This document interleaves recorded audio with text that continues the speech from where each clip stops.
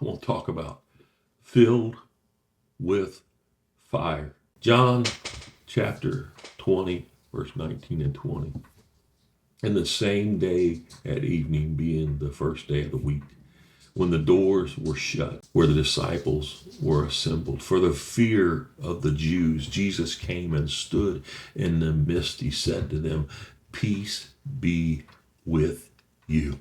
When he had said this, he showed them his hands and his side, and the disciples were glad when they saw the Lord. They recognized who he was, that he really was Jesus, the Messiah that promised eternal life, the promise of bringing the kingdom of God to earth.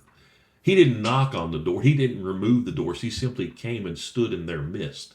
The risen Christ reveals that locked doors cannot keep him out, and fear cannot keep him away. There are no barriers that prevent God from reaching his people. Even the word of God, I think it's in Philippians, it says, the word of God is not bound. Neither is Jesus Christ, and neither are you today. You can be set free. His word was not rebuked. It was blessing. Peace be with you. Then he showed them his hands, his side. The wounds are not hidden. They are displayed. Resurrection does not erase the cross. It redeems it. Seeing him, fear gave way to joy. Then what's he do? See, this is not completed work here. John 20, 21, 22. The work of redemption was complete. But before Jesus ascended, there was something essential left for him to impart to the believers. He speaks to them, and he said to them, "Peace be to you, as the Father has sent me, I also send you." And when he had said this, he breathed on them, and he said to them, "Receive the Holy Spirit." That word breathe there, it only appears one time in the New Testament. It's not accidental. John deliberately reaches back to two great moments in the redemptive history of man. In Genesis, the very breath of creation, Genesis 2:7, and the Lord God formed man out of the dust of the ground and breathed into his nostrils the breath of life, and man became a living soul. And then we look at Ezekiel, the redemptive work of Jesus Christ, the breath of restoration and resurrection. Ezekiel 37 here. It says, "Again he said to me, prophesy to these bones and say to them, O dry bones, hear the word of the Lord. Thus says the Lord God to these bones, surely I will cause breath to enter into you, and you shall live." Also he said to me, prophesy to the breath. Prophesy, son of man, and say to the breath, thus says the Lord God, come from the four winds, O breath, and breathe on these slain, that they may live. So I prophesied as he commanded me, and breath came into them, and they lived and stood upon their feet, an exceedingly great army. This is God working. This is what God is trying to do. He's trying to resurrect the church in this last hour, raise them up through the power and anointing of the Holy Spirit. Jesus is doing something profoundly creative. The Spirit is not earned or achieved. He is received directly from Christ. Mission flows from peace, not from panic. Sending flows from assurance, not from fear. The church is not born by organization, effort, or courage. It is born by the breath of Jesus Christ. But this breathing was only the beginning. It was a preparation for something greater. Belief was being established before power would be released. Hearts were being anchored before voices would be lifted. The prophets in Luke 24:49 had seen this day coming. Centuries before the upper room, God spoke through Isaiah and Joel of a time when his spirit would be poured out, not just on kings and priests, but on all flesh. Jesus now connects their words to this present moment. Behold, I send the promise of my Father upon you, but tarry in the city of Jerusalem until you are endued with power from on high. The promise of my Father, this is the fulfillment of Joel 2:28-29. And it shall come to pass afterwards that I will pour out my spirit on all flesh. Your sons and your daughters shall prophesy. Your old men shall dream dreams. Your young men shall see visions. And also on my manservants and on my maidservants I will pour out my spirit in those days. Isaiah even foretold it and proclaimed it. Isaiah 44:3. For I will pour water on him who is thirsty and floods on the dry ground. I will pour my spirit on your descendants and my blessing on your offspring. This was not a surprise. This was a covenant. God had promised to pour out his spirit, and now Jesus, the risen, glorified Son, was about to deliver on the ancient prophet. But first he said, tarry. Do not go until you are endued. Do not move until you are filled. Power precedes proclamation. In Acts 1:4, 5, and 8, and 14, it says 40 days after the resurrection, Jesus gathered them one final time. His last words before ascending were not strategy, they were a command to wait on God. Acts 1:4 and 5, and be assembled together with them. He commanded them not to depart from Jerusalem, but wait for the promise, which he said, you have heard from me. For John truly baptized with water, but ye shall be baptized with the Holy Spirit not many days from now. And in Acts 1:8, but you shall receive power when the Holy Spirit has come upon you. You shall be witness to me in Jerusalem and all Judea and Samaria and to the ends of the earth. Then he was taken up and they returned to Jerusalem, not with fear now, but with expectation.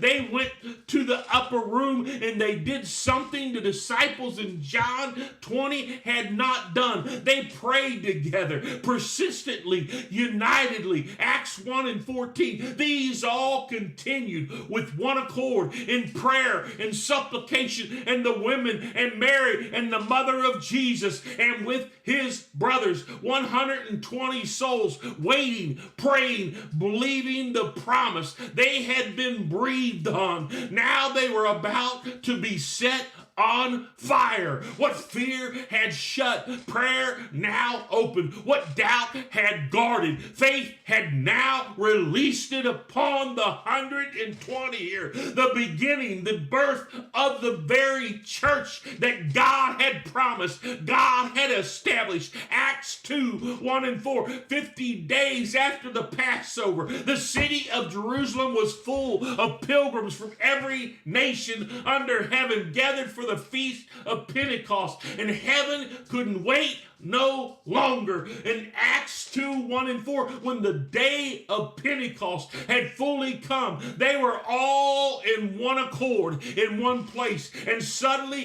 there came a sound from heaven as of a rushing mighty wind, and it filled the whole house where they were sitting. Then there appeared to them divided tongues as of fire, and one sat upon each of them, and they were all filled with the Holy Spirit and began to speak with other tongues as the Spirit gave them utterance. Notice what God used: wind and fire, the same elements that the Old Testament connected to the divine presence of God. The pillar of fire by night and the breath at creation. The wind over the waters in Genesis, and Elijah's still small voice after the fire. It was not personal. A tongue of fire on each of them. The promise was not for the church as an institution. It was for every individual in that room.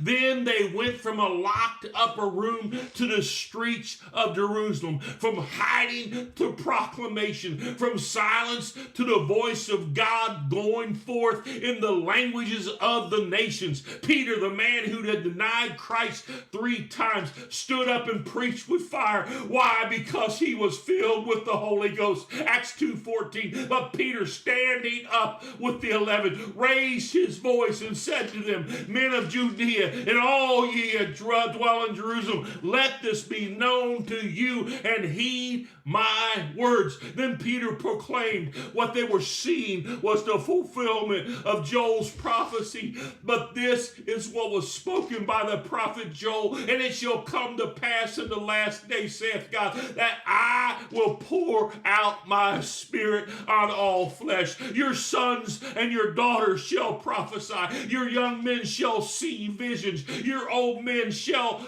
dream dreams. And on my manservants and on my maidservants I will pour out my Spirit in those days, and they shall prophesy. The results were staggering. Then those who gladly received his word were baptized. And that day, about 3,000 souls were added to the church. 3,000 souls in one day. Not because of clever preaching, because the Holy Spirit had poured out himself on men and women, and they were filled with the power and the anointing and the Holy Spirit of God. Pentecost was not the end. It was the beginning. The outpouring was not one-time event to be remembered. It was a wellspring to be continually drawn from. Throughout the books of Acts, we see the disciples being filled again and again and again. And in Acts 4:29 and 31, now the Lord look on their threats and grants to your servants that with all boldness that they may speak your word by stretching out your hand to heal, and that signs and wonders may be done through the name of your holy servant Jesus. And when they had prayed, the place where they were assembled together was shaken, and they were all filled with the Holy Spirit, and they spoke the word of God with boldness. They had already been filled at Pentecost, but when the pressure came, did they not lean on yesterday's filling? They prayed again, and God filled them again. Boldness came from the refreshing of being filled again. Acts chapter 8 goes into it. Now when the apostles were at Jerusalem, heard that Samaria had received the word of God, they had sent Peter and John to them, who when they had came down, they prayed for them that they may receive the Holy Spirit. For as yet he had not fallen upon none of them. They had only been baptized in the name of the Lord Jesus. Then they laid hands on them and they received the Holy Spirit. The outpouring was crossing barriers into Samaria. Filling Acts 1 and 8, when began in Jerusalem, was moving outward just as Jesus promised. Every time someone was filled, the radius of the kingdom expanded. Paul is filled in Acts chapter 9, and Ananias went his way and entered the house and laid his hands on him. He said, Brother Saul, the Lord Jesus, who appeared to you on the road as you came, has sent me that you may receive your sight and be filled with the Holy Spirit. The man who had been breathing threats against the church, now breathing the very Spirit of God. The one who helped the coach at Stephen's stoning would write half of the New Testament. Why? Not because he was eloquent in his speaking, not because he was eloquent in his writing, but because he was filled with the Holy Spirit. God can transform lives and change people through the power of the Holy Spirit. And then in Acts 10, while Peter was speaking these words, the Holy Spirit fell upon all those who heard the word. And there, those of the circumcision who believed were astonished, as many as came with Peter, because the Spirit, the Holy gift of the Holy Spirit, had been poured out on the Gentiles also, for they heard them speak with tongues and magnify God.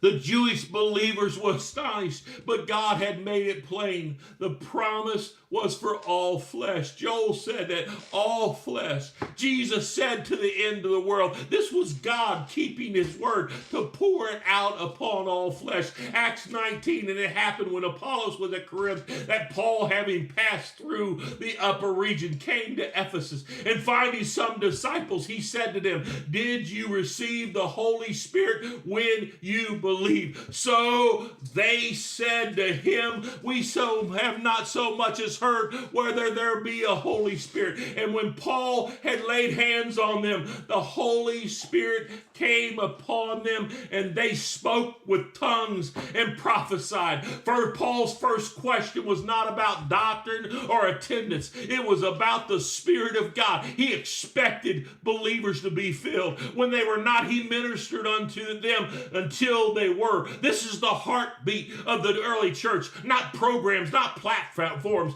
but the power of the Holy Spirit. And the invitation still stands for you and me, brothers and sisters. What God poured out in Jerusalem, he's still pouring out today. The same Spirit who fell on the 120, who filled Peter and Paul, who came upon the Gentiles in Cornelius' house.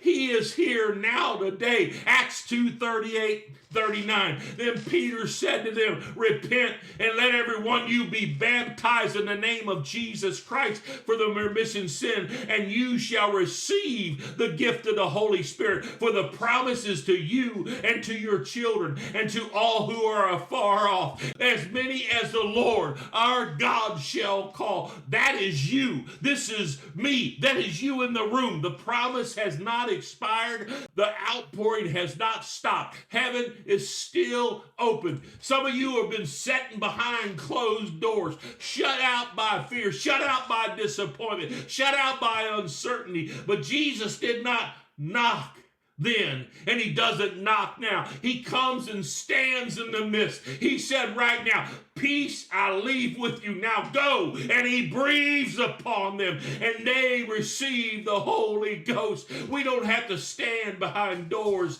that are closed. We don't have, the Spirit is open to us. What doubt once guarded, power will now send us forth. Do not leave this place today. Do not walk out of here unchanged. The same God who shook the upper room in Acts 4 can shake this room. The same Spirit who fell on Cornelius' household can fall right here. The same fire that rested on those 120 can rest on you. Tarry no longer in fear. Tarry before God until you are endued with power. Be filled with the Spirit, and then go forth. Carry the fire. Speak with boldness. Lay hands on the sick. Declare the wonders of God. The world is waiting for a church that has been in an upper room, that has spent time in God's presence till God filled them. Acts 1:8. But you shall receive power after the Holy Spirit has come upon you, and ye shall be witnesses to me in Jerusalem